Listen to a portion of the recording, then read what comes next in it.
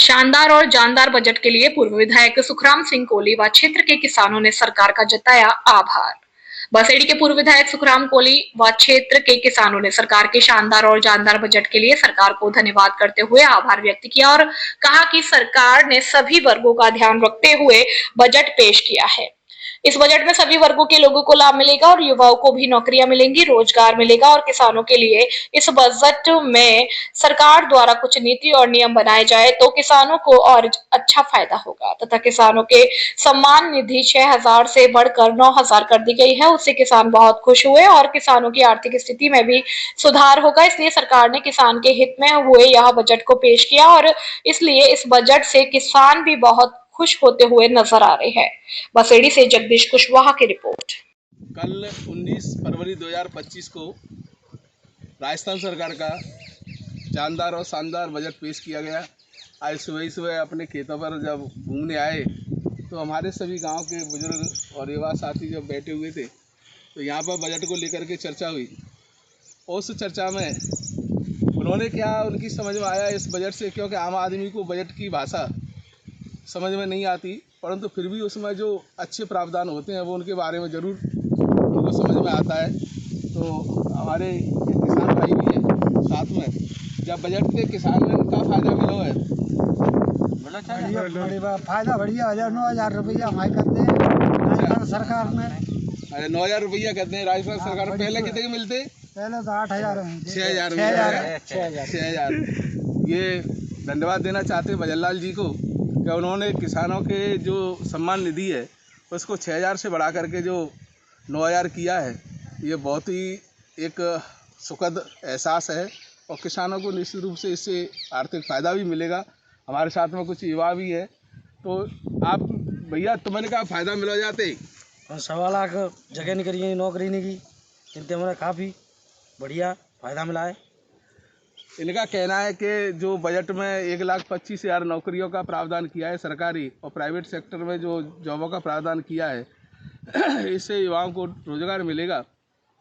मैं भी ये कह सकता हूँ कि देखो जो बजट में दिया है किसानों को, युवाओं को बहुत शानदार और जानदार बजट है, परंतु इसके साथ साथ किसानों की जो कुछ समस्याएं हैं उन समस्याओं को भी आने वाली अनुदानों की मांगों में उठाया जाए।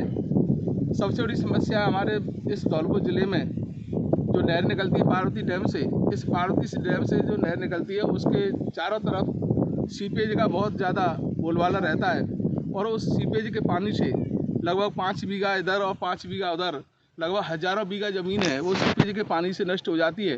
तो मेरा आदरणीय भजन लाल जी से निवेदन है कि सिंचाई विभाग को इसमें पाबंद करके आंगई से निकलने वाली इस जो पार्वती पार्वती जो डैम से निकलने वाली जो नहर है, ये नहर शहपुर तक जाती है और दोनों साइड सीपेज के पानी से फसलों का काफ़ी नुकसान होता है।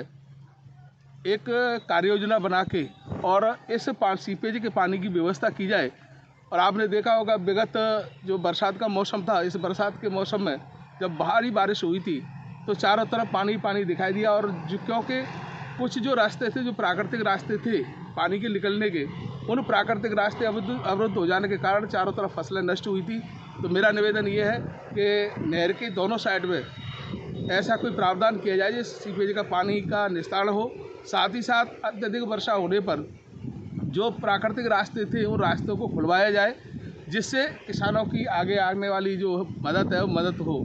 साथ ही साथ मैं एक निवेदन और करना चाहूँगा कि अगर किसानों की खुशहाली, समृद्धि और बहबूदी चाहते हैं तो किसानों के लिए किस तरह एक ऐसी कार्य योजना बनाई जाए जिससे उनके जो भी बीज खरीदते हैं, बीज, खाद और जो भी किसान डीजल खरीदते हैं उन पर एक कार्ड बना करके उनको सब्सिडी दी जाए, जिससे क्या है कि किसान को जो परेशानी होती है उस परेशानी को निजात दिलाई जाए।